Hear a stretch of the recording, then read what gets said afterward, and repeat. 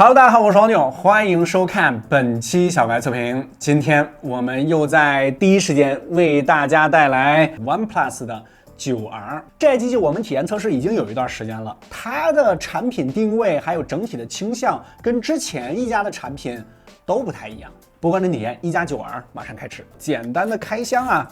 不过非常不巧啊，我们这个颜色又是黑色，它这个官方名字叫黑岛，这听着特别像一个诗人的名字。同样还是这种大红色的包装，体积方面是绝对没有做什么缩水的啊，非常非常的紧。9R， 然后机器拿出来，非常不环保的包装，60瓦的充电器和数据线啊，应该是还附送了一个透明的保护壳。一加非常有形式感的这个虎哥对加油的真情告白。为什么说它的定位不一样啊？这次呢，它还专门出了一个一加分体式手油肩键啊，这也是黑色的啊。我们马上拆一个。这个肩键，不夸张的说啊，应该是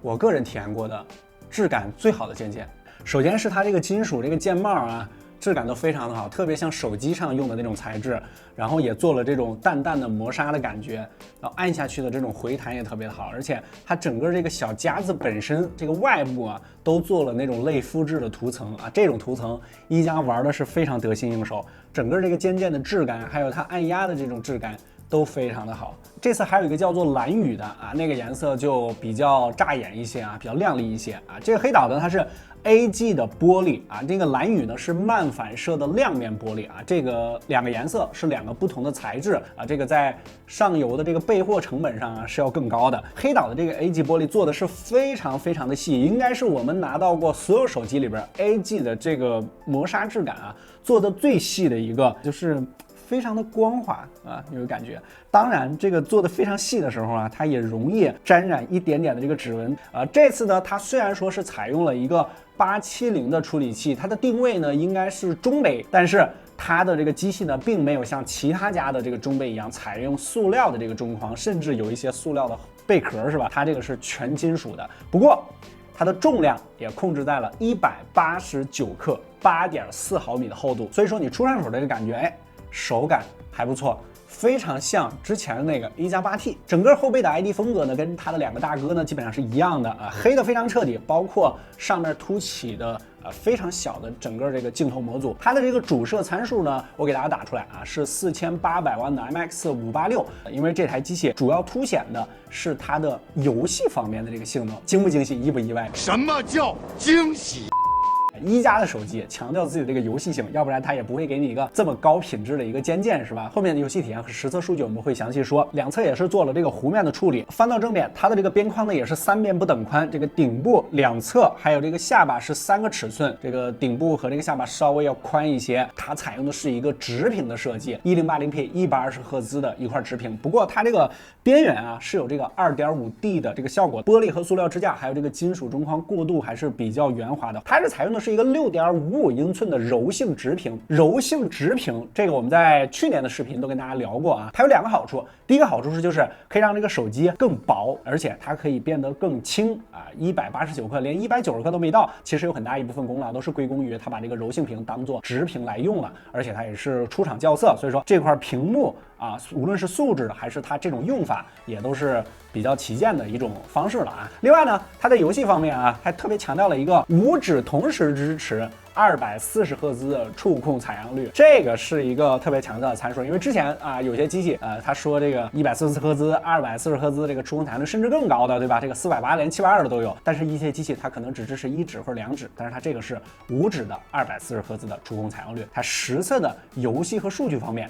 我们来看一下。软件层面，这次9R新增了一个游戏空间，你可以快捷的在游戏界面侧滑呼出啊，比如说有变声器，你可以选择儿童、小正太、御姐、萝莉音各种音效啊，装小姐姐的游戏体验，这个你懂的啊。黄巨龙真帅。Hey, does anybody have any ammo?4D 震感是这次带来一个挺有意思的功能，比如王者荣耀中啊会在击杀时出现震动，我们体验了一下啊，确实会根据多杀匹配不同的震感啊，我是打不出来这种体验啊，都得让我们小伙伴来，让击杀的快感更加强烈一些。除了4D 震感，为了更容易发现躲在暗处的敌人，它还增加了一个游戏滤镜的功能。这个反转色真的是很有特点，某些场景下确实能够更加清楚的看到敌人。我们拿到的2台是搭载 LPDDR5 的12加上 256G 的顶配版，需要注意一下其他版本是 LPDDR4X 这次都是 UFS 3.0， 直面跑分上 Geekbench 5 CPU 单核得分1006，多核3220，换上了 ColorOS 之后的1加和 OPPO 的调度策略非常相近，跑分和 Find X3 都要略低于其他同为骁龙870的机型。3D Mark OpenGL ES 3.1得分7754。实测方面，小白测评数据库20款应用2轮打开测试，12G 版本1加9R 平均用时111秒，基本持平1加9 Pro， 和上一代搭载轻 OS 的1加8和8 Pro 相比，稍微慢了一些。续航上120赫兹的模式下，小白测评3小时轻度续航测试9R 胜于62%，位列数据库第6名；5小时重度续航测试胜于17%，位列数据库第9名。目前也都是这样一个规律搭载870的中杯，续航都要好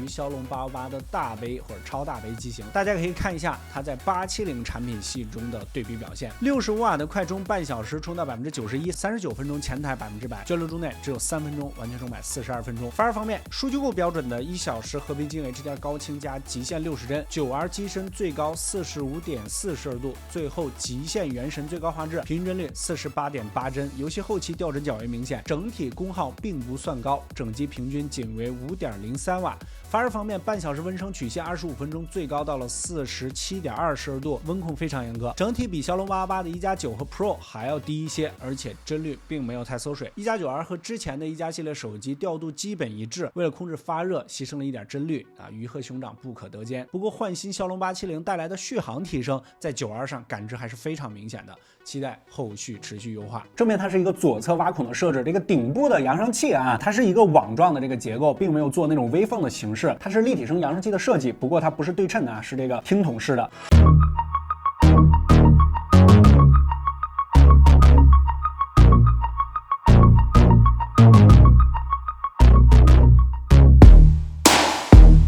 呢设置在右侧，这样你横屏在打游戏的时候正好不会挡住发出来这个声音，因为它正面这个听筒式扬声器是朝前面的都不会遮挡。虽然说这台机器不是特别强调它的影像，但是参数方面我们给大家打出来也是采用了一个4摄的配置这个4800万的 MX586样张呢，大家可以看一下还是老规矩，在我们的小白测评微信公众号后台回复1加9R 这几个关键字，本期视频的所有实拍样张和实测数据你都可以随时随地免费查看。这个586是带这个光学防抖的，还有一个1600万的广角123度的还有一个点就是系统1加9系列呢全部都换上了这个 ColorOS， 但是在相机层面呢，它也保留了很多1加之前的这个逻辑，还有一些滤镜什么之类的。比如说在这个滤镜里边，它就有这个赛博朋克风格的那个滤镜，叫这个夜之城